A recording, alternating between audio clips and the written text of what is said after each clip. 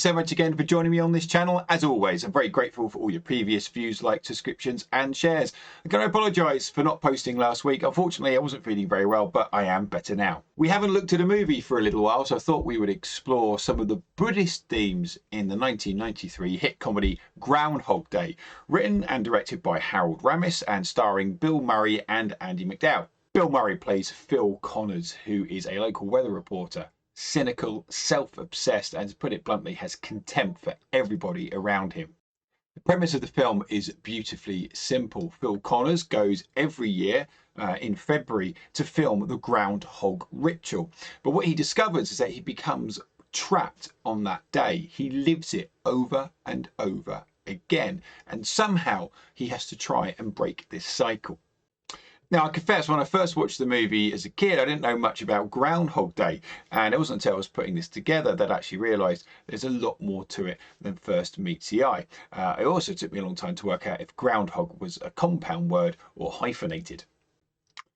Groundhog Day has its origins in German migrants who settled in the United States of America.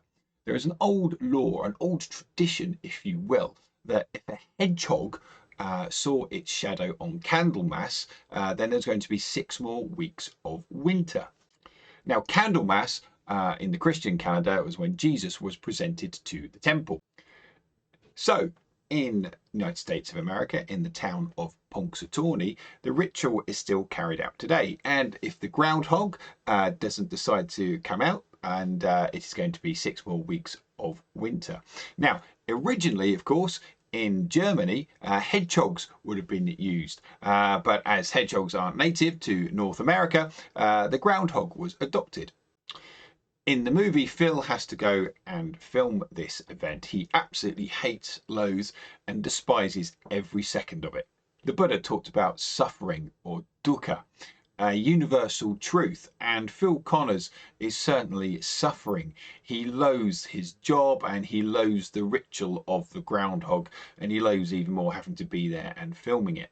Also though, Phil Connors brings suffering to those around him. He's mean, he's petty, he's quite rude to his staff around him. He thinks that he's better than everybody else, and it becomes this self-fulfilling prophecy. From a narrative point of view, it makes a lot of sense for Phil Connors to relive Groundhog Day over and over again. It's a day he absolutely loathes, and of course it provides lots of comic opportunity, particularly for Bill Murray to show off his unbelievably skillful comic presence on screen. I apologise for the next little segment. The pictures aren't in line and it's really bugging me. Sorry.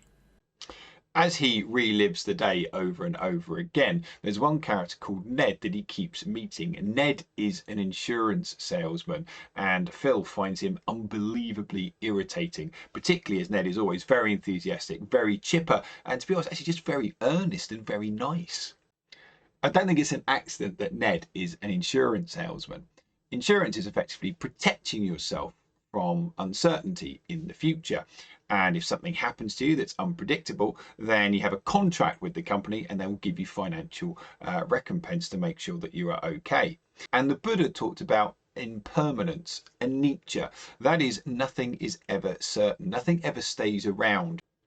So we've had Dukkha, we've had Anicca, and the final of the universal truths is Anatta, the idea that there is no self.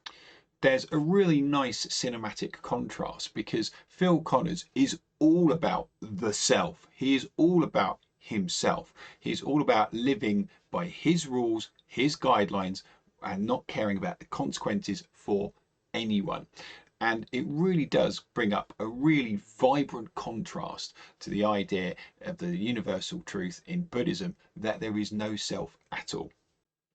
Phil realises that leading a life without any consequences means he can indulge, and believe me, he does indulge, living a life of pleasure alone, whether it's stealing money or eating a huge amount of cream cakes in the local tip-top cafe.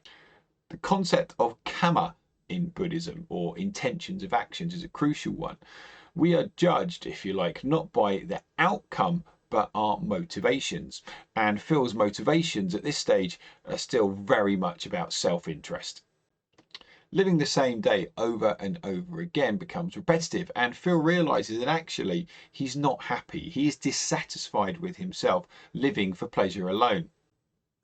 And what he realizes actually is that he needs to start bettering himself. So he starts learning new skills. One of them, for example, is learning to play the piano. He also takes up ice sculpture. Crucially, though, Phil starts to help others around him in the community. He rescues a boy who keeps falling out of a tree and makes sure he doesn't break his leg. He helps an elderly homeless guy, and he also helps a restaurant diner from making sure that they don't choke on their food. There's lots of little stories contained within Phil's life on that day. And I think what's interesting is that he's benefiting the community. He's thinking of others, and he's making sure he's making a positive difference to people around him.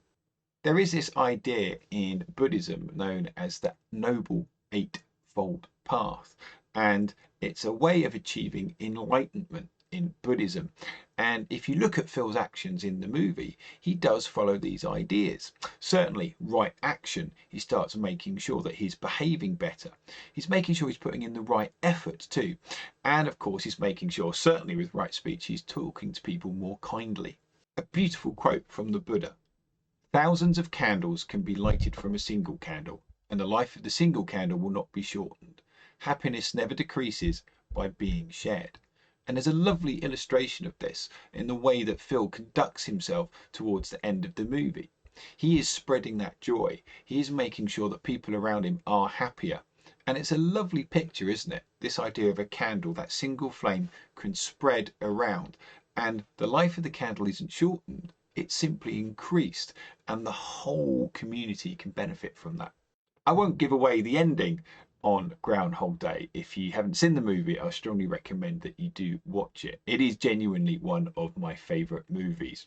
And I love this image at the end, or near the end of the movie, where Phil, who has learned to play the piano, is playing it for everybody there, and they're all having a fantastic time. And I think what's really powerful is the film itself. There is a strong Buddhist message in there, and the film has lots of different layers to it.